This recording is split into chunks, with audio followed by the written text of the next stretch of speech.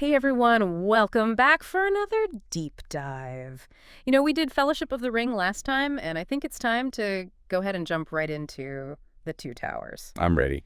All right, so let's do it, Two Towers. I mean, right out of the gate, the tone of this film is different. Yeah. I mean, it's darker. It is. It's more intense, you know? Definitely a different feel. Yeah, and I mean, right away we're dropped into this epic flashback of Gandalf battling the Balrog. I mean, Oh, yeah.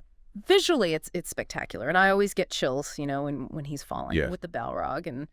But it's an interesting choice to show this event in such detail. It does raise questions like why show this right at the beginning? Well, I think it serves a few purposes. Yeah. It definitely establishes the stakes right away. Yeah. We're not dealing with little skirmishes anymore. This is a battle for Middle-earth, a battle between good and evil. Yeah. And it highlights the sacrifices that are going to be made.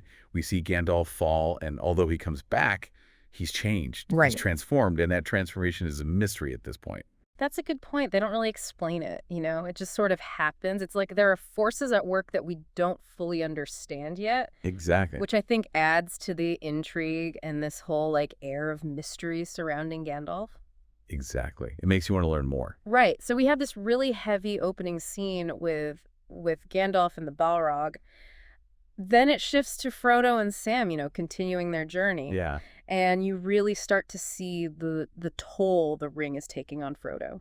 I think that scene where he says, "I wish the ring had never come to me," that really gets to me. It's like he's carrying the weight of the world on his shoulders. Oh, yeah. It's heartbreaking. You can feel his despair, his sense of being utterly overwhelmed by this burden. And it's not just emotional. It's physical, too. He's getting weaker, thinner. The ring is literally draining the life out of him. And I think that's what makes his struggle so relatable, Even if we haven't faced anything quite like the ring, we all have those burdens that weigh us down, that test our willpower. It's a very human struggle. It is. And then just when you think Frodo and Sam's journey couldn't get any more complicated, we get the introduction of Gollum. And Colin, I mean, what a bizarre, fascinating, and kind of creepy character. Yeah. I mean, even now, all these years later, that performance is just mind-blowing. The way he moves, the way he talks.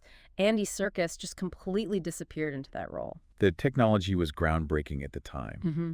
But it's more than just the visual effects. It's the depth of the character, the way he embodies this duality of Smeagol and Gollum. It's disturbing and yet strangely relatable. Oh, totally. He's this tragic figure, corrupted by the ring, but still with this flicker of good in him struggling to come through. Exactly. And you see that inner struggle play out in those scenes where he's arguing with himself. Oh, yeah. Those scenes are so unsettling. Like you're witnessing his mind tearing itself apart. It's like he's a walking embodiment of the ring's corrupting power. Which is exactly what makes him so fascinating and so dangerous to Frodo. Mhm.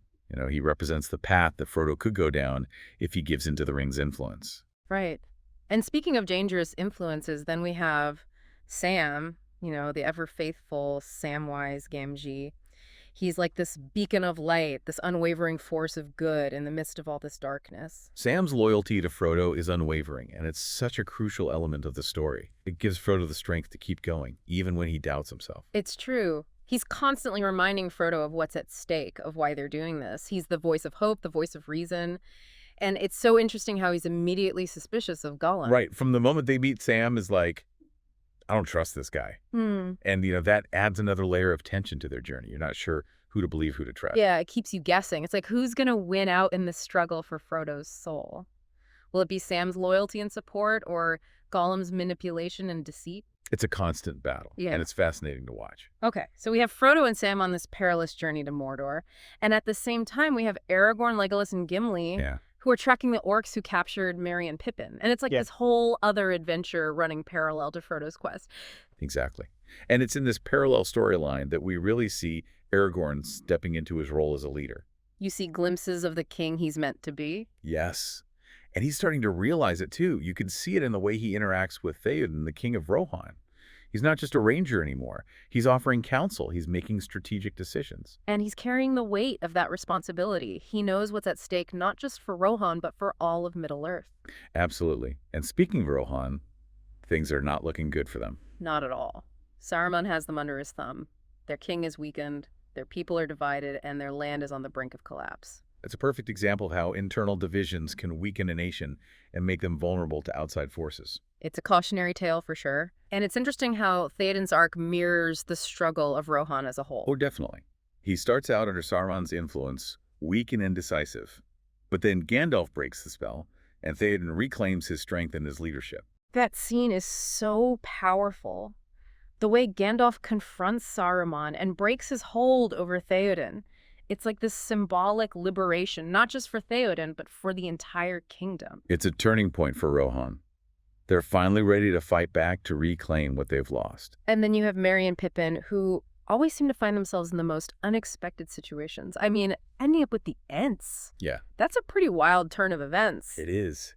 The Ents are fascinating creatures, these ancient tree shepherds who are deeply connected to the natural world. And they're initially reluctant to get involved in the war. They've been around for centuries, they've seen empires rise and fall, they're not easily swayed. But Merry and Pippin manage to convince them that this time it's different, that Saruman's destruction of the forests is a threat to all of Middle-earth. Yeah, and that decision to join the fight, it highlights the idea that even those who seem passive can rise up against injustice. Exactly. It's like they're awakening a realization that they can't just stand by and watch while the world is destroyed. It's a powerful message. And then, of course, we have the Battle of Helm's Deep, which is just a cinematic masterpiece. Wow. The scale of the battle, the intensity, the emotion, it's also brilliantly executed. It's a masterclass in filmmaking. The way they blend practical effects with CGI, the incredible choreography, the sound design, it all comes together to create this truly immersive experience. You really feel like you're right there in the middle of the battle. Exactly. And it's not just spectacle. Yeah. There are these incredible character moments woven throughout the battle that make it even more impactful. Like Aragorn's leadership really shines through in this battle. Absolutely. He rallies the troops, he makes strategic decisions, he fights with incredible courage and skill. And then you have Legolas and Gimli, their camaraderie, their rivalry. It's all heightened in the midst of this battle. And let's not forget Eowyn. Oh, yeah. She defies tradition and disguises herself as a man to fight alongside the men of Rohan. Her courage is just incredible. She's not going to sit on the sidelines while her people are fighting for their lives. It's a powerful statement about the strength and resilience of women and the importance of standing up for what you believe in, even when it's dangerous. Exactly. And then in the midst of all this chaos, we get introduced to Faramir, Boromir's brother. Yes. And he has this life-altering choice to make when he encounters Frodo in the ring. It's a moment of truth for him. You know, he's tempted to take the ring to Gondor to try to win his father's approval, Right. He's been living in his brother's shadow for so long, and he wants to prove himself. but ultimately he chooses to let Frodo go. He realizes that the ring is too dangerous to possess, that it would corrupt him just like it corrupted his brother. It's a really powerful moment of self-awareness, and it shows that he's a man of strong moral character. It's a stark contrast to Boromir's struggle with the ring, and it really highlights the firm's theme of choosing the right path even when it's incredibly difficult. It's a testament to the idea that we all have the capacity for both good and evil, but ultimately it's our choices that define who we are. Exactly. And Faramir's choice also gives us this glimpse into the struggles of Gondor.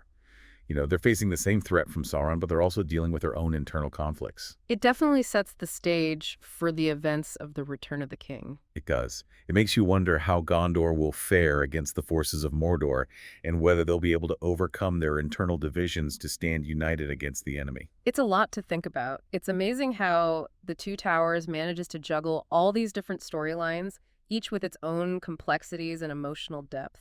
It's a testament to Tolkien's storytelling and the filmmaker's vision.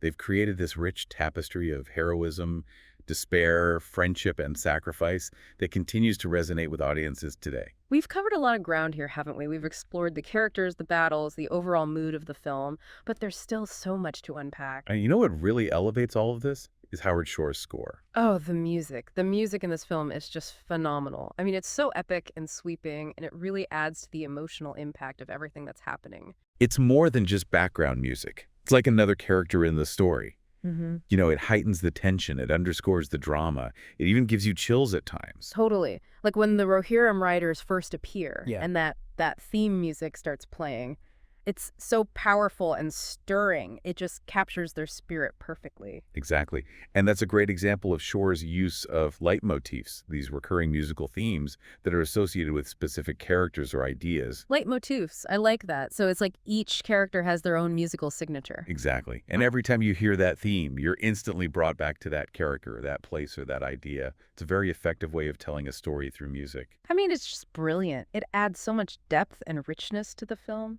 I think some people might dismiss The Two Towers as just a fantasy film, but for me, it's so much more than that. It deals with some really complex and relevant themes. Oh, absolutely. I mean, at its core, it's a story about the corrupting nature of power. Right, like how power can twist even the best of intentions. Exactly. We see it with Frodo. We saw it with Boromir in the previous film. Yep. And we even see it with Faramir when he's tempted to take the ring.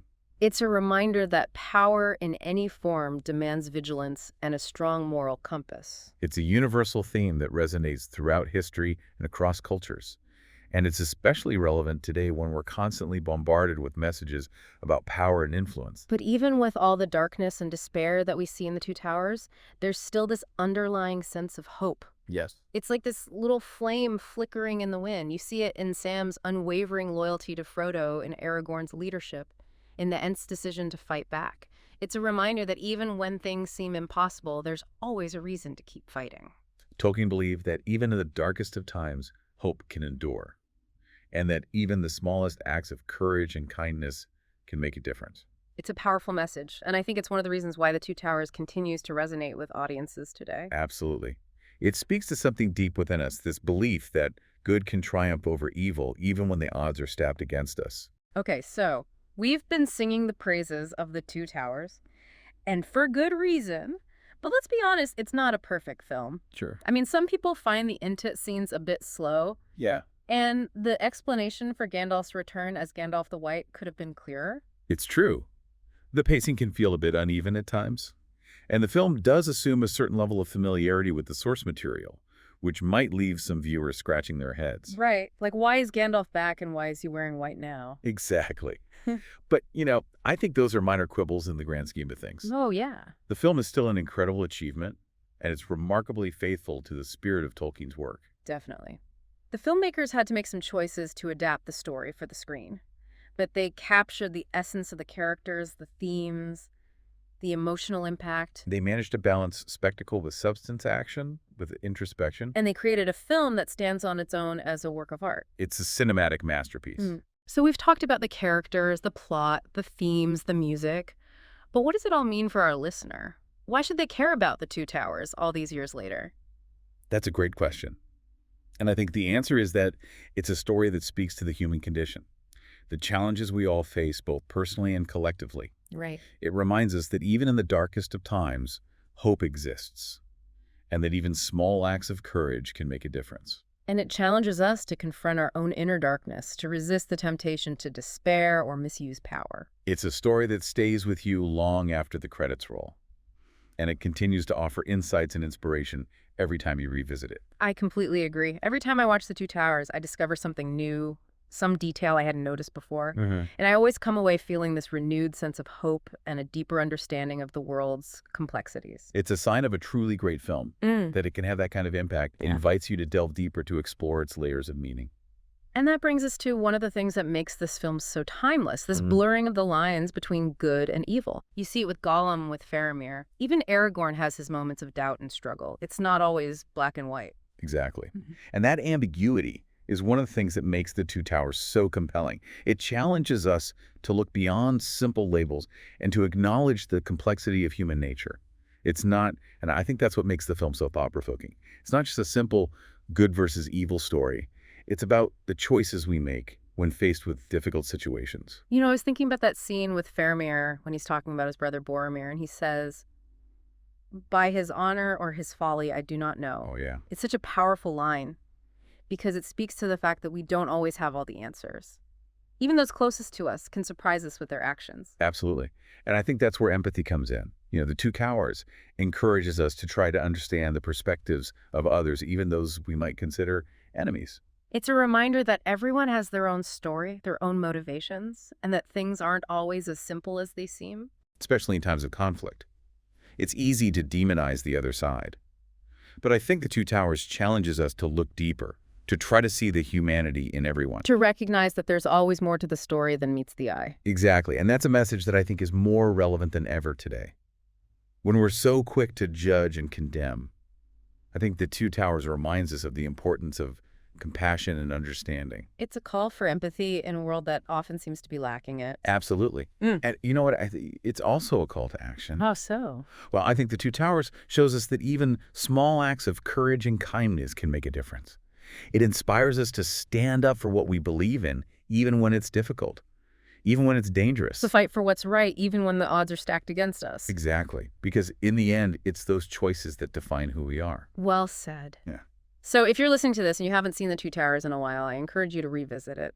Pay attention to the details we've discussed, the character nuances, the music, the themes. I think you'll be surprised at how much richer the experience is when you watch it with a fresh perspective. I agree. It's a film that rewards multiple viewings, and I think every time you watch it, you'll discover something new. So as we wrap up our deep dive into The Two Towers, I'm curious, what stands out to you the most? What's something that you'll take away from our conversation? I think for me, it's the reminder that hope is never truly lost. Yeah. Even in the darkest of times, there's always a flicker of light.